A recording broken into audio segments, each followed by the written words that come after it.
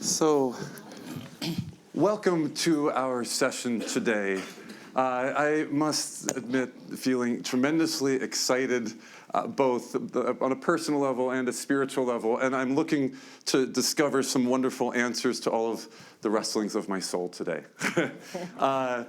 Our world right now feels fractured. We're seeing a rise in nationalism. We're seeing divisiveness around political discourse at the societal levels. We're seeing difficult conversations, a sense of tribalism emerging in many parts of the world. The question of today, what is the role of faith in helping us heal those wounds, heal the fractures that many societies are experiencing right now? And we have the wonderful opportunity today to hear from really some of the world's leading experts and faith leaders who are going to hopefully, certainly share some insights into that domain. So let me start by just introducing in alphabetical order our distinguished discussants for today. So first, we have Ms. Bani Dugal of the Bahá'í International Community, and she's the principal representative to the UN. Second, we have Ms. Christiana Figueres, who is convener of Mission 2020 and former executive secretary of the UN Convention on Climate Change. We also have Dr. Brian Grimm, who is president of the Religious Freedom and Business Foundation. Shaykh Hamza Yusuf Hanson, who's president of Zaytuna College and vice president of the Forum for Promoting Peace. And we also have with us His Eminence, Cardinal Peter Kodwo Turkson, who's of the Dicastery for Promoting Integral Human Development at the Vatican. So we have an extremely distinguished and thoughtful group of leaders with us today. So let's jump right into the conversation. How can faith guide us in dealing with and healing the societal fractures that we're experiencing in many parts of the world? And Your Eminence, might we start with you to hear some thoughts on that? Thank you, and welcome all of you. I think faith helps us navigate and helps us mend all of these by way of providing us with the basic underlying principles. The basic underlying principles of human life and basic underlying principles of society living and all. I mean, so being a Christian and therefore making the Bible and its account of creation as a point of departure, creation basically establishes the fact that humanity is a family. It belongs to a family.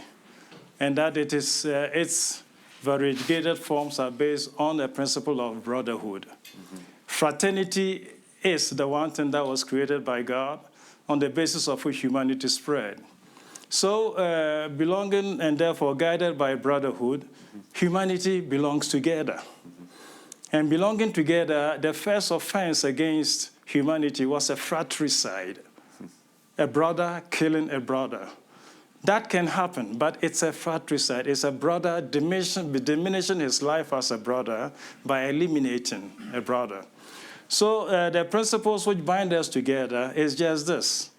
Having a common father, we are one of a family. One of a family meant to live together. We're called to coexist in the pursuit of a common good as brothers. Having this as basic principles, we can go and develop other, whenever there are challenges, that the principle of solidarity would want to bring us all back together. The principle of appeal for a common good, and the fact that everything that God has created was meant to make us all happy, universal destination of the goods of the earth. All of these become principles that help us mend whatever fractured relationship can, result in our various experiences in life. But essentially, the faith of religion is to provide this basic background of principles that describe what we are as a family and as people living together, called to live together in pursuit of our common good. Yes. So the family is the basic fabric holding us together. If divisiveness should erupt, wait a minute, we're family. And you start with that as the basic principle. That's what we are. Thank you. What's your perspective, Bani?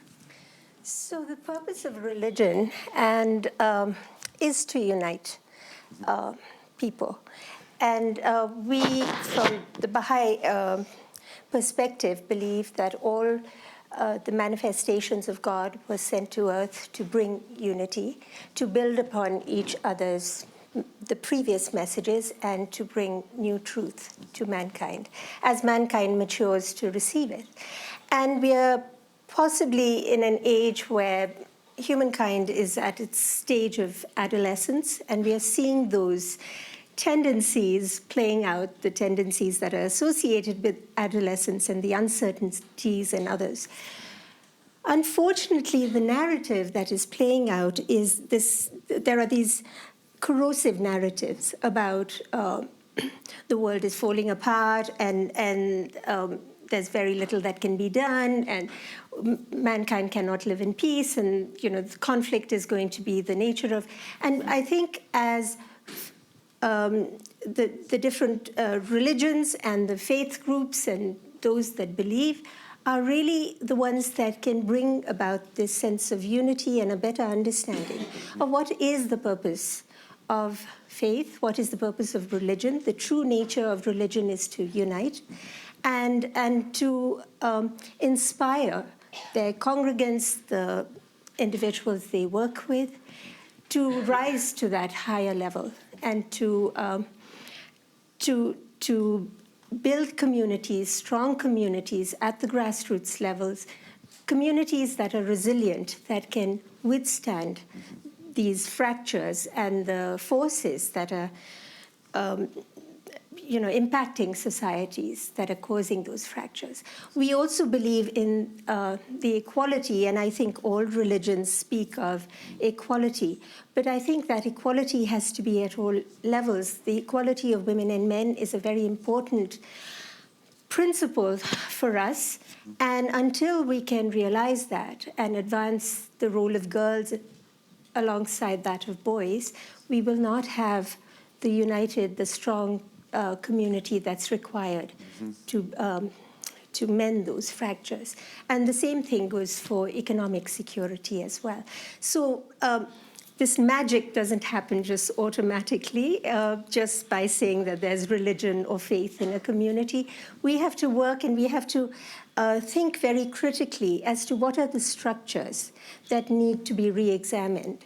Because often we hear people say, oh, if only we were to educate the people. But I think some of the educational systems themselves are flawed and need re-examination. And again, we've heard it from world leaders just a little while ago, but others as well throughout the forum. The role of the media is one that we need to examine, and I think the media itself needs to do an examination as to the role it can provide alongside religious actors, because often it is religious media, too, that can sometimes perpetuate these narratives that I think we can overturn. Gotcha. So ultimately, it's, once again, looking at a set of values: unity, resilience in community, equality, and then looking at how those can be applied both at the personal level and at the structural level. Great, thank you. Then let's turn next to Shaykh. All right. Bismillah. Well, the first thing I think it's important to, we talk about the terms like faith and often don't define them, and faith obviously has dictionary meanings. One of them is just belief without any proof. And there's a lot of people that's how they view faith. In fact, a lot of skeptics and secularists think the people of faith are simply, they just have no proof and they're believing and it's irrational. But there's also reasonable faith. And I think most of our traditions actually are founded in reasonable faith. Everybody this morning got up with reasonable faith that they were going to make it to the Congress Center. We got on airplanes with reasonable faith that that pilot knew what he was doing, that Boeing knew what they were doing when they put it together. Basically, everything we're doing is faithful. I mean, we have immense faith. We had faith in our teachers when they told us that 5 times 5 is 25. We have faith in Klaus Schwab that he's a good organizer and this thing's all going to work out. So faith is just part of life. reasonable faith, there's a lot of unreasonable people. It's probably wise maybe to ask your spouse where you fare on that. But faith is just part of life, and how we bring faith into a type of reasonableness. Yes. In terms of healing the world has always been fractured. The Jewish tradition has tikkun olam, which is the idea of healing a fractured world. In the Islamic tradition, there's a verse in the Quran that says, do not corrupt the earth after we have made it whole for you. So humans have the capacity to actually create an immense amount of fraction. Now, fracture is interesting because we have a mathematical term, fraction. And if we want to add fractions, we have to find common denominators and bring those, that's the way we bring things together. So, and also to reduce, to get things down, a kind of Occam's razor, down to what are the fundamental problems on the planet. And if I was going to identify the fundamental problem, I would say it's arrogance. Human beings need to learn humility towards one another. And then I totally agree with His Eminence, the Cardinal, that family is at the root of it. And families are dysfunctional. Part of the reason why we have dysfunctional families is to learn how to live with people we don't agree with, right? I mean, everybody has the uncle that nobody wants to come to the holiday, but he still comes, and we kind of deal with it. And so that's part of just learning to live together. We are a human family, and having contempt for others is a major problem. And just, in conclusion, our prophet said, none of you will enter paradise until you have faith. And he said, but you will not have faith until you love one another. He said, can I tell you something that if you practice it, you will come to love one another? And then he said, spread peace. Wonderful. Let's turn to you now, Christiana. You have led tremendously complicated negotiations over incredibly important issues in our world and the sustainability of our world. How does faith fit into the work you do? Well, I come at this from the realization that we have not just reached planetary boundaries, we have overstepped them. And once you realize that, you begin to say, so what is the consequence of that? And you begin to understand that what I was taught as a young child, as a young woman, as the definition of the zero-sum game, in which what you win is my loss and what I win is your loss, frankly, doesn't have a place anymore. Because if you have reached and overstepped planetary boundaries, the fact is either we all win or we all lose together. Yeah. That's the new interpretation of zero-sum.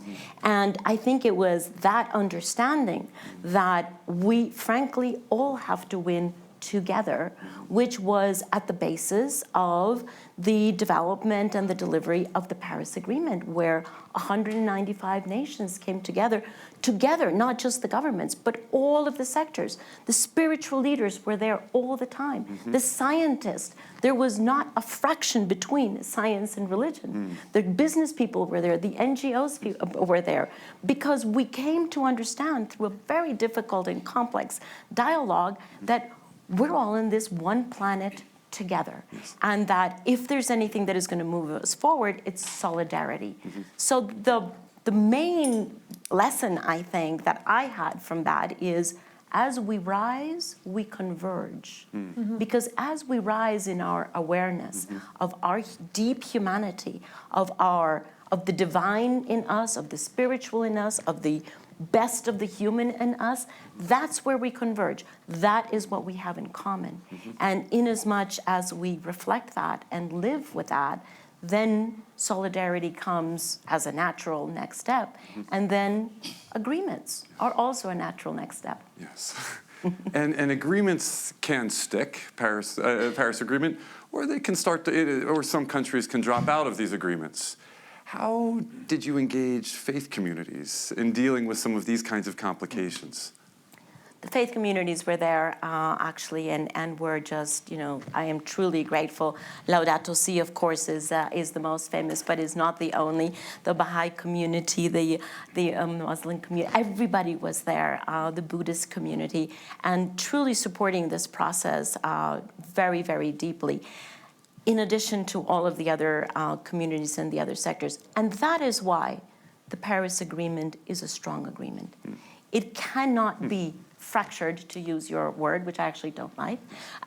It cannot be questioned by one person sitting in any particular house, because it rose out of a higher consciousness of humanity. And therefore, it is not prone to electoral cycles. It will be with us for a much longer time. And it is, in fact, without wanting to minimize the difficulty of the Paris Agreement and of the world coming together on climate change, a job which we have not finished, by the way, and we must finish. But I very fundamentally believe that it was the first very successful effort that humanity made to truly address a global issue that needs a global solution. It is definitely not the last. And we know that we have biodiversity to deal with. We have poverty. We have water. We have migration. We have food security. The list goes on and on about global issues that we will all face in the 21st century. So the fact that we came to an agreement on climate, which we're still implementing, is, I think, humanity's gym. We're just at the gym of strengthening our muscle, of rising and converging with each other. Right. Fabulous. Thank you. And Brian, so we are here at the World Economic Forum. Yes. In other words, there is a business perspective to faith as well, or there's at least some relationship between the two.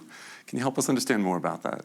Yeah, so the connection between faith and the economy is that when people give each other freedom, religious freedom, to be who they are, and you respect the other person to be who they are, that creates a society that's good for sustainable business.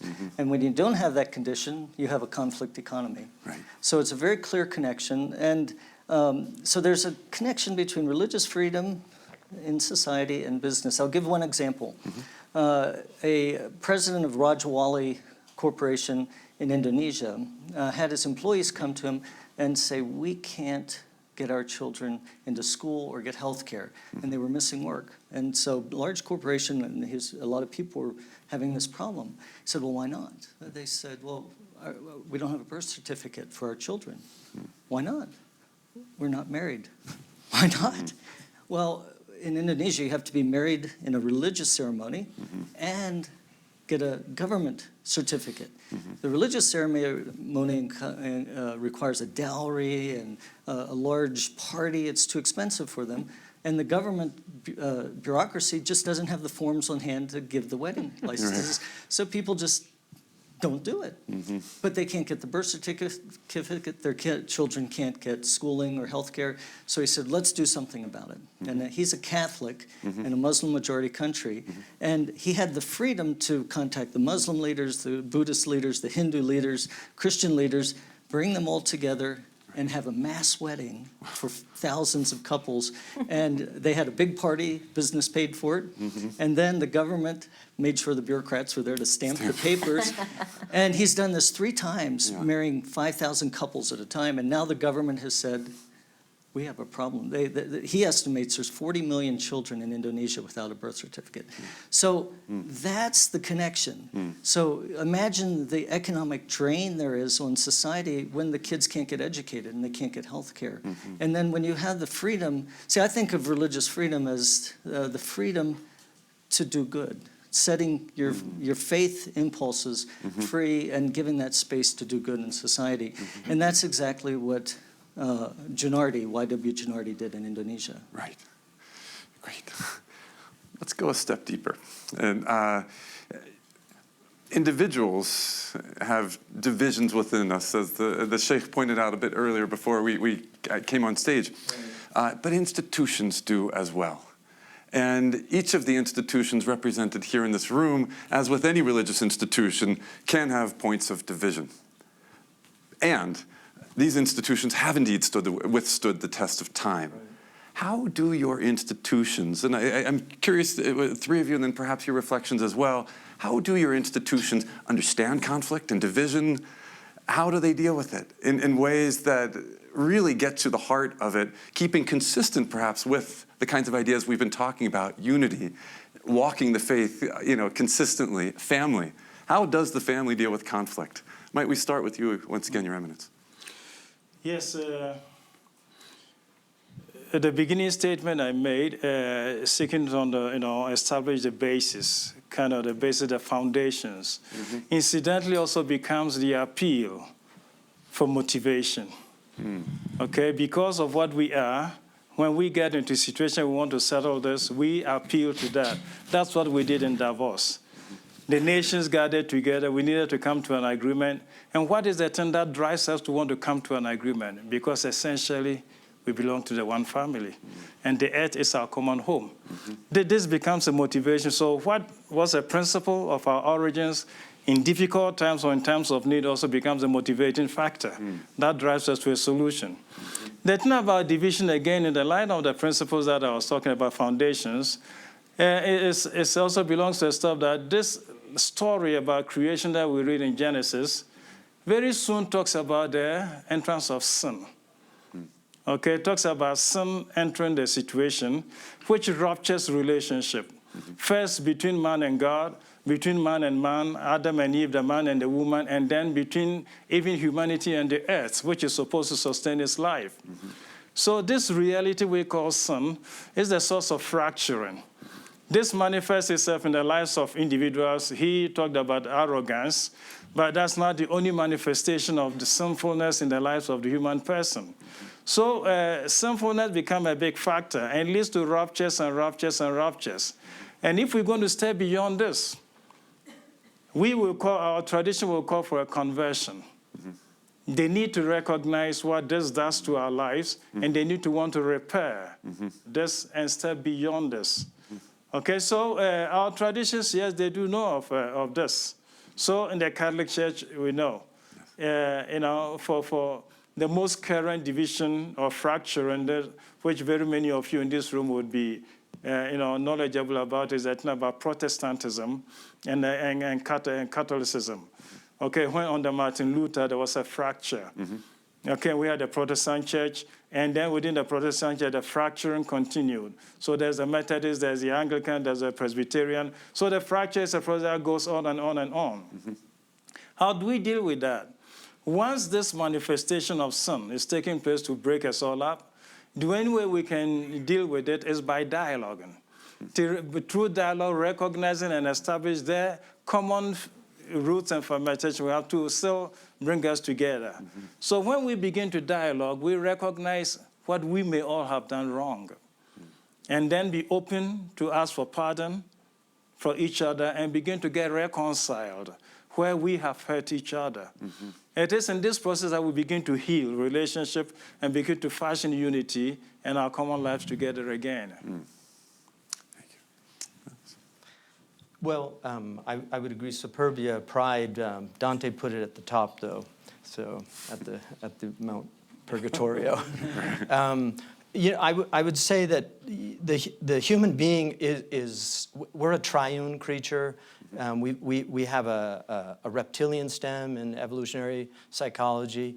It's at the base. It's survival, fear, instincts. And then we have this midbrain, which we share with dogs, have emotions. We've got dogs in America on Prozac because they get depressed in families that are kind of depressing.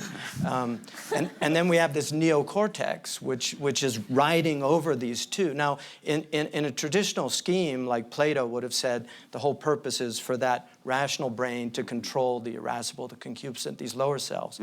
And if we look at this triune self, human beings do basically three things. We know things, we do things, and we make things. And this was the understanding. One of the things C.S. Lewis said that he lamented the loss of a holistic view of the world that the ancients had. The moderns have become fragmented because we fragmented knowing, doing, and making. And that's why we were meant to know the truth, we were meant to do the good, and we were meant to make the beautiful. And this is a holistic way of viewing the world. I don't think you can get a better definition than for happiness, which is what ultimately people apparently are all looking for. Happiness is the soul's conformity. It's the soul's activity in conformity with virtue. So all of our religious traditions are calling us to be virtuous. Last night we had an exercise where everybody was told to imagine the person most influencing in their lives, and then imagine a quality that defined that person. There were probably about 100 people in the room, maybe. Every single one of them gave a virtue, right? That was what they saw. They didn't say, oh, he went to Harvard and had a 4.0 degree, or he made $1 billion, or he invented a rocket that got us to Mars. It was compassion, humility, equanimity, love, wisdom. These are the things that really all of our societies have cultivated. And I think one of the things, we're the first human society that exploits the 7 cardinal sins. You know, other societies really saw that you need to help people get over these things. You know, we obey your thirst, you know, not control your thirst. Just do it, right? Within the institutions, and there are many, many institutions within Islam, but from your own perspective, how is conflict dealt with within the institution? I mean, obviously not very well right now, right? But conflict, you know, the Quran talks constantly about reconciliation. I mean, Mandela was successful because of the truth and reconciliation, the idea of bringing people together. And that is something I think that the Muslim world is grappling with. But when you look at the Muslim world today, what you're seeing is the absence of the practice of the principles of the Prophet. You're not seeing the practices. The Quran constantly says, do not go into sex, to love one another, to treat people, and all of humanity. We have a famous tradition. I've got 2 ayatollahs in the room, but we have a famous tradition from Ali that said that all of humanity can be divided into 2 types, either your fellow in religion or your peer in humanity. And the great poet Hafiz said, how would you treat others if you realized that you were all invited by the Creator to a banquet and each one was a guest? How would you treat them? You know, what right do we have to oppress other people or to denigrate or look down on other people? So institutions, we need to learn from our religions. The Catholic institution has been incredible in navigating modernity in many ways. It's survived intact for centuries. Pascal reminded us that governments don't last, and history proves that. We don't know how long these governments are going to last, but if history is any indication, they won't last forever. But he said but religions do last. The institution of religion lasts. And he said the reason for that is that the ground of politics is compromising principles, but the ground of religion is principle. So I think we really need to examine the role of the institution. What do we mean by that? And I think that's what the people of the world are also looking at. What is it to be a leader? And what does that comprise? In the Baha'i conception, a leader is really a servant. You're serving the community. It's not about, it's not a top-down approach that we have. We don't have clergy in the Baha'i faith. And so if the Baha'is are dissatisfied with the way things are being handled, well, there'll be an election in a year. And those that are serving the community will be, replaced by somebody else. By election, we are not permitted to electioneer and stand for elections. There's none of that. It's just a very prayerful process where the members of the community come together and write down 9 names of individuals, men and women in their community that they think are capable of serving the needs of the community. And then the ones that receive the most votes are the ones that are elected. And every 5 years, we have an international body that's elected too. So I think there's a great deal of importance on the role of institutions that Baha'is place. But we also believe that if religion in itself becomes the cause of disunity, it's better not to have that religion. Disunity, dissension, whatever. So, because again, as I'd mentioned earlier, the purpose of religion and the purpose of religious institutions is to help humankind advance. And that is what we should all be aspiring to do. Yes. Rather than moving backwards, we are moving forward and trying to bring about a better world, and as we have a better understanding, I mean, we are advancing in science, so too, why not in our conceptions of how to promote well-being for our communities. Right.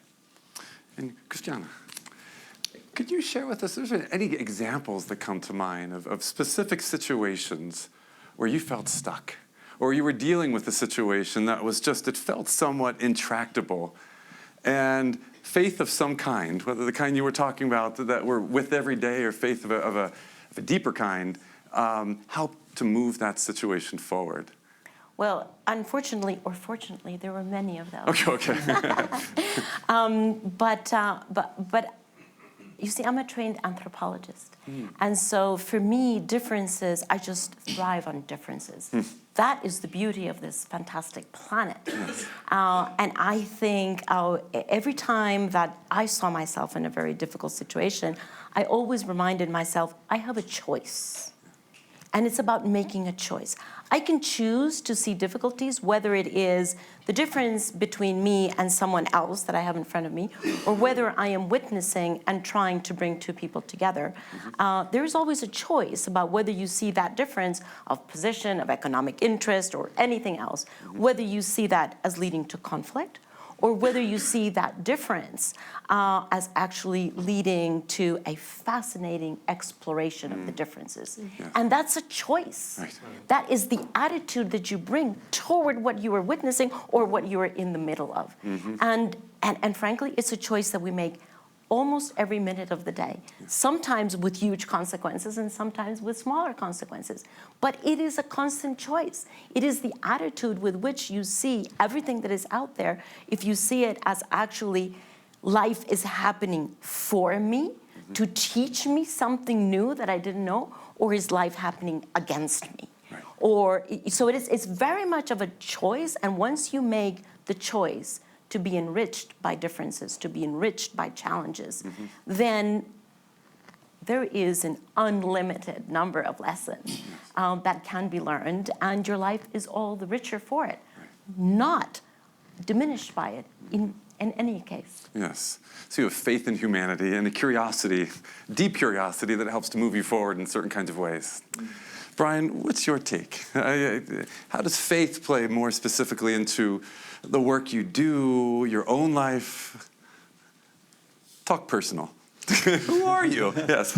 No. So, well, I'm a quantitative sociologist. That's so perfect. You're just the one to interrogate them. I study religion as an economist would study society. Yeah. Now, I do that because I care about faith deeply, and I'm a Catholic and used to be a Baptist, and that's sort of what gets me interested in religious freedom. Yeah. I've exercised it in my own life. And so taking those skills and looking at religion, I did a study that looked at the socioeconomic contribution of faith in American society. This could be done in any country. And at the very basic level, we begin, not at the Vatican, which is a very, meaningful, important institution, but at the local congregation. And across the United States, there are nearly 400,000 local congregations of all faiths, Christian, Muslim, Jewish, all different faiths. And the study looked at what they do and what it's worth. So, how can you put an economic value in faith? Well, my daughter recently got married in a Center City church in Baltimore, and that started off with love, resulted in marriage.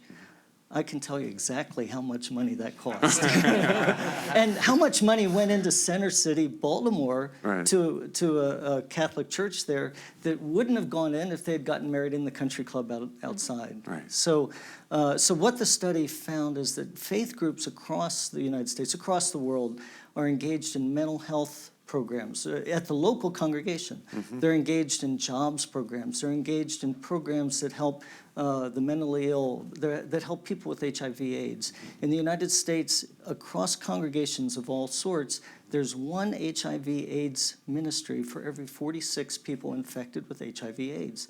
Can you imagine a government trying to put that in place?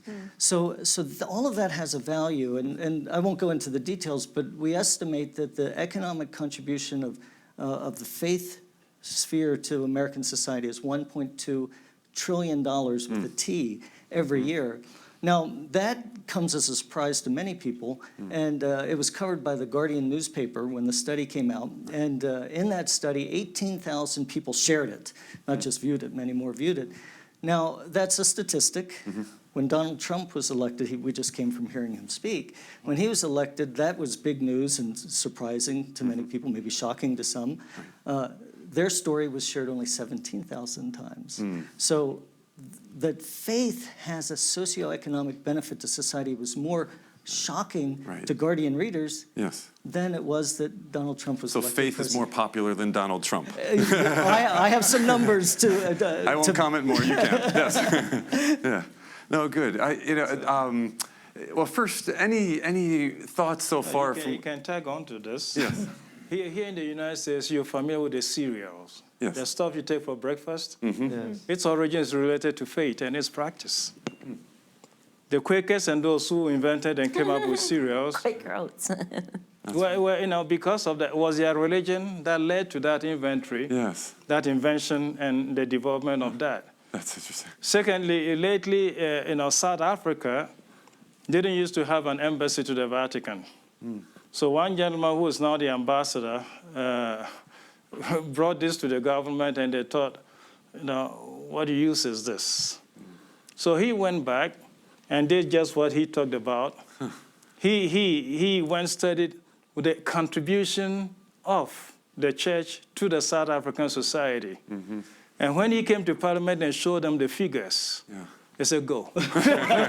So that's how now there is a South African ambassador. This on a lighter note. South African ambassador in the Vatican. Yes. Their contribution, the faith inspiring people to do things, even with economic effect and implications, so very many. Right. Well, but also, I think it's really important to point out that a lot of what we cherish about modernity, about individual rights, the inalienable rights, human dignity, all these things, these come out of Christian Western civilization. This idea, in many ways, modernity is a Christian heresy, just simply because it removed God, but it retained a lot of the principles. And I think that's something modern Westerners tend to really forget, how much religion informed that. And then also the participation of religion in, look, credit unions were faith-based. They came out of a faith-based tradition in Germany and then in America and Canada. Life insurance was a Catholic initiative to protect families that suddenly lost a provider. The evangelicals were the ones that eliminated the Atlantic slave trade. William Wilberforce in Parliament was entirely informed by his faith. So we forget all of these things. But I would say one of the most important things about faith, as somebody who studied theology, I'm very committed to reasonable faith. But there's also satisfactory dogma. There's this idea that people get a great deal out of faith. Marx is often quoted saying religion is the opiate of the masses. But he didn't actually say that. It's a completely misinterpretation of what he said. What he said is that religion is a protest against an unjust world. That religion is the sigh of the oppressed. It's the heart of a heartless world. It's the soul of soulless conditions. It is the opiate. It's the opium of the people. In other words, it numbs the pain of living in the world. Now, we have replaced religion with real opium. We have an opium crisis in America because people have such a hard time dealing with religion. Now, I think if Marx was writing today, he probably would not have said religion is the opiate of the masses. He would have said something like, Facebook is the heart of a heartless world. That Netflix is the opium of the people, right? Because we're in a different type of world. But I think faith, we forget how much faith enables people to navigate. Buddhism, the first truth of Buddhism is the world is suffering, right? And people forget that there is great suffering in the world, and religion has always been a source of solace for people. So Marx's idea was, look, instead of having religion, let's just get rid of the suffering suffering in the world, which is a utopian idea that ended up killing millions of people. So faith has a practical component to it, and that may in fact be measurable. Yes. Christiana. I just wanted to add, if I'm assuming that we have to close very soon, that when we talk about faith in the fractured world, I think it's important to remember, although we have these three fantastically distinguished leaders of institutionalized religions, that when most people think about faith, the gamut is much broader. It is either those who are part of these institutionalized religions, and it goes all the way to people who feel that they are on a spiritual path of self-discovery that not necessarily is in any of the traditional religions. And I think that is equally as important. So I think we should keep in mind that this is, fortunately for all of us, a very, very wide gamut. And the wider we make it, the more inclusive it can be and the more healing it can bring. And I hear you saying, unity. How's this connect, Bani? How does that resonate with you? Very well, and that's something that we believe that young people are being. Again, we hear that young people are being alienated and they're turning away from organized religion, etc.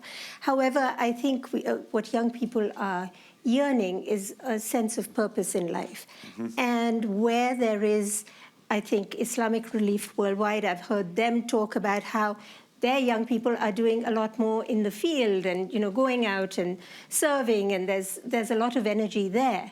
They may not be sitting in the mosques, and likewise with the churches and other communities as well. So I think there is this search, and we have to learn to be inclusive and reach out to everybody, because I think faith is a very deep, it's what makes us human. That's the distinction between the animal world and us, because we have the comprehension to understand. And I think it's really important that we be reaching out to everyone. In terms of unity, I have to throw out a quote at this point, and it's from the Baha'i writings. And the well-being of mankind, its peace and security are unattainable unless and until its unity is firmly established. And I think it is that sense of unity that we need to be inculcating in order to arrive at this peaceful world that everyone's looking to build. And our time is ticking. You were right. We have about 10 minutes left, and I really want to learn more. I could get lost in this conversation. We could go for hours, except everybody would have to leave. No, I think we all struggle in our own personal lives.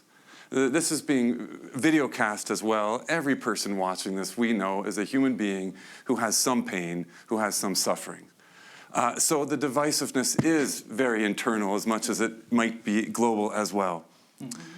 What's your advice? In a minute or two's worth of thinking, what is your advice to all of us on how we might deal with that internal pain, that suffering, whether it's a family fracture, I won't use that word, family division, whether it is a conflict you've gotten in with a friend on a political issue. How do we personally deal with these things? What's your advice or your guidance to all of us? And I open it up to any of you. Please. I'll jump in. Please. So something that's not well known, the organization is, but its principles aren't, is Alcoholics Anonymous in the United States and worldwide. So it's recommended by health providers as the best, one of the best hopes for people who are addicted to not only alcohol but other addictions to have recovery. What's not well known is that of their 12-step principles, about 8 of them involve God.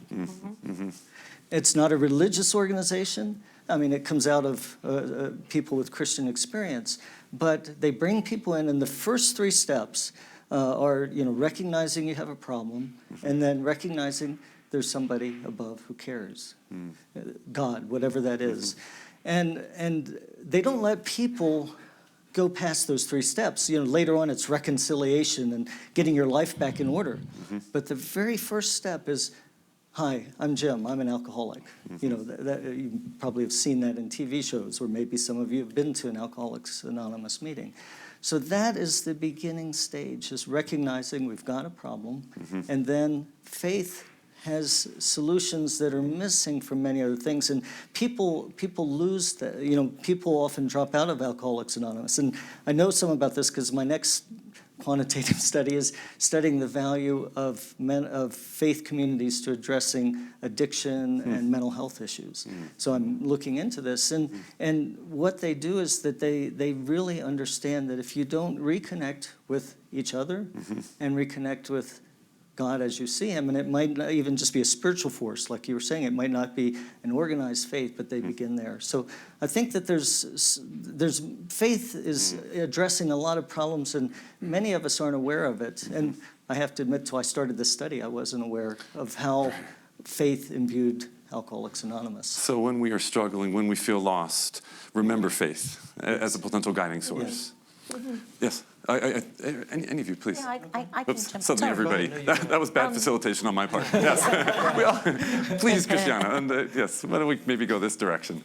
I must say I have been struggling with a deep personal pain for quite a few years.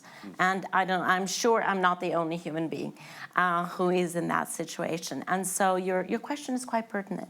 And for me, in my spiritual growth, which follows the teachings of Thich Nhat Hanh, the Buddhist master, what I have learned, or what I'm still trying to learn, because I have to relearn it about every minute of my life, is that those situations of pain that are present in our life are very fertile ground for learning, and that there never is a pain, there never is a difficulty that is present for us from which we cannot learn, if we choose to do so.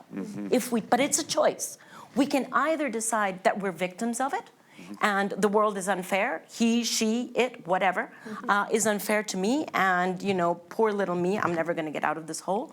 Or we can decide to look at this and say, what is the lesson that is trying to emerge out of that for me? And learning that lesson, you enrich yourself and are better equipped to understand others who are in very similar situations. Thich Nhat Hanh has a beautiful way of saying that, and he says, no mud, no lotus. Because the lotus flowers grow in the mud. And if you don't have any mud, if you don't have anything to struggle with, you will never be able to bloom a lotus. So, be grateful for the mud, because we can all harvest a lotus. Right. So suffer more today. Yes. Bloom the lotus. No, bloom the lotus. That's much more appropriate. Yes. Please. The Persians have a teaching story about a man who went to a doctor, and he said, doctor, I touch here and I have all this pain. I touch here, I have all this pain. Here, I have all this pain.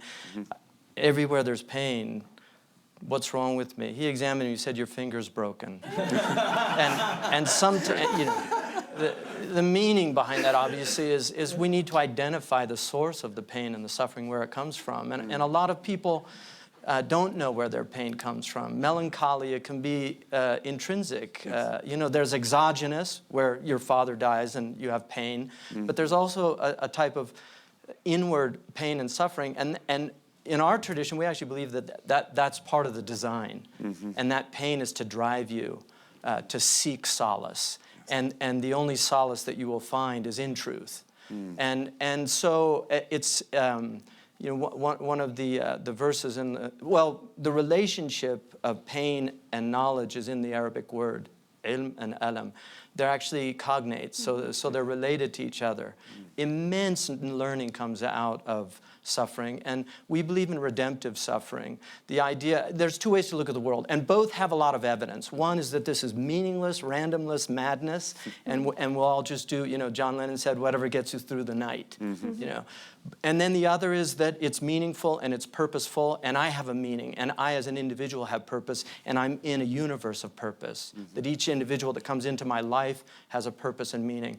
Those are two choices, and there's not enough time to sit around and debate about it.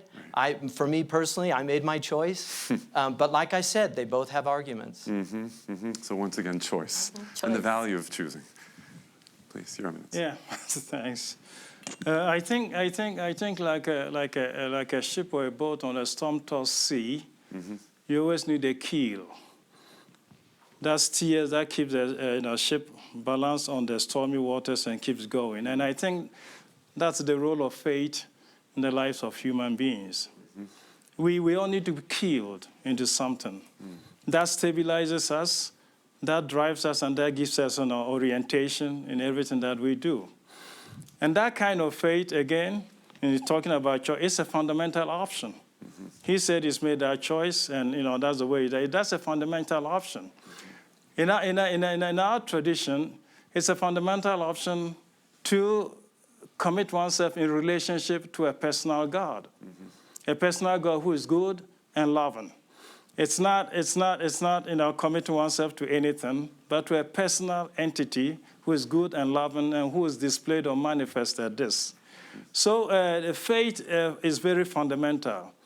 I recognize what Shaykh said Yusuf said at the beginning, manifest different forms of faith, like we all come here to Davos, trusting that we're going to be here, and that's an act of faith. We eat, it's an act of faith.